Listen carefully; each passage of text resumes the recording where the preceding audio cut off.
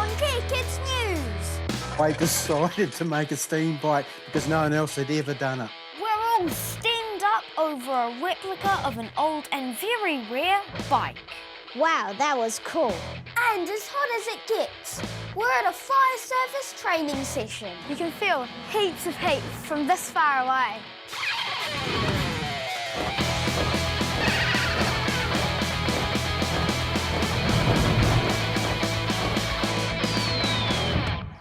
Kia ora, I'm Rambe from Care Kids News. I'm here in Cambridge to meet a man who made a copy of a really old bike powered by steam. Here's the bike. It's called a roper, and the originals were made back in 1896.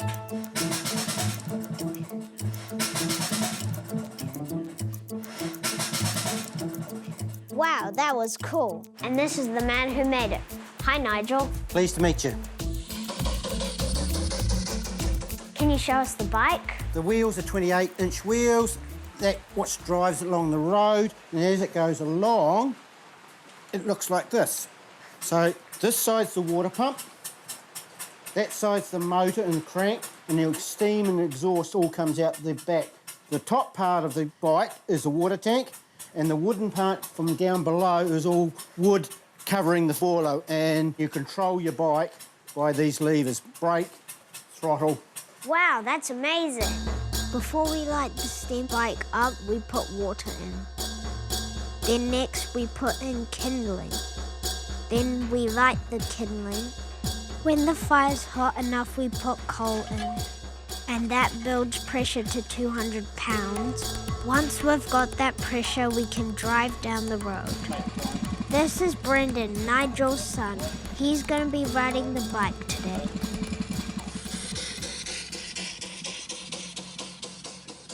How fast does it go? It does a 90k down the road, but it's very heavy. It takes a while to get up to speed.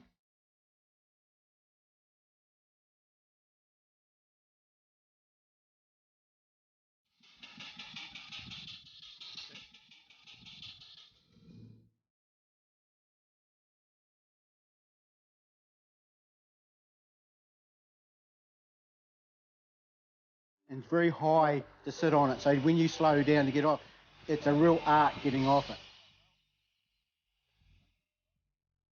Why did you want to make a copy of the steam bike? Because I've been restoring steam cars for other clients, and I ran out of work and I got very bored, so I decided to make a steam bike because no one else had ever done it. I understand you have dyslexia. What is that? I have trouble reading and writing back in my school years. Because I have that trouble, I have another gift, which is my hands and my ability to design and build things like this bike. How hard was making the bike since you have trouble reading instructions? That's the funniest part about it. I look at a picture and that's like words to me. Not being able to read is not an issue because the picture told me more. Sounds like a lot of work. How long did it take to make? About 6 months, so it is very time-consuming. For kids out there this day and age, you've got to believe that you're as good as everyone else. Just say, I'm better with my hands, or I can do this better than anyone else, and then build from that point and you'll be awesome, whatever you can do in the world, so it's not a problem. Nigel's steam bike now has a new home with private owners near Palmerston North. This is Rambe reporting for Care Kids News.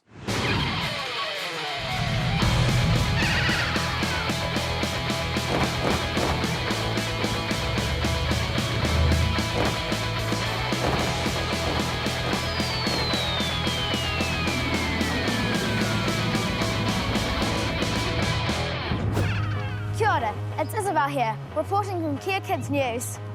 Today we're in Palmerston North to see how the fire service trains for dangerous house fires. Today they're doing it by lighting this house on fire.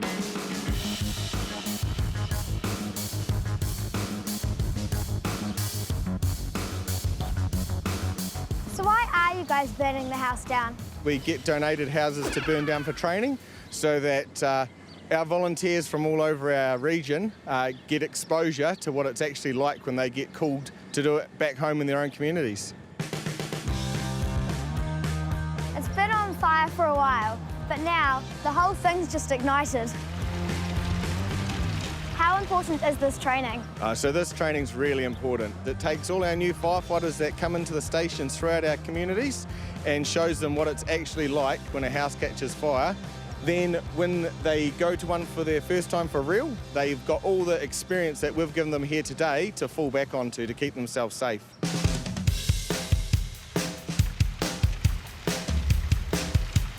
You can feel heaps of heat from this far away. I notice here you've got the giant sprinklers. What do these do? So the giant sprinklers that you can see, they're just to protect the neighbouring buildings. We don't want to do any damage to anything else, so we just put them on. Keeps it nice and cool and makes our job easy. Check out all the smoke that just came up. Right now, we're waiting for the roof to finish collapsing, and when that's done, the walls will collapse in as well.